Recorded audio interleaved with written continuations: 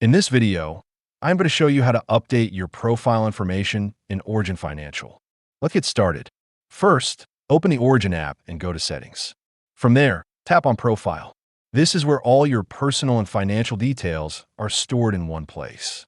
Next, click Edit so you can start updating your information. You'll be able to change key details like your name, date of birth, country, phone number, address, and email, depending on what needs updating.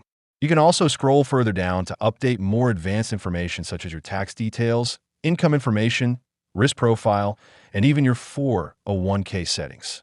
These help Origin personalize your financial insights and recommendations. Once you've made all your changes, just click Save to apply the updates. Your profile will then be updated instantly across the platform. If you want to support our channel, feel free to use our affiliate link in the description below. Thanks for watching, and I will see you in my next video.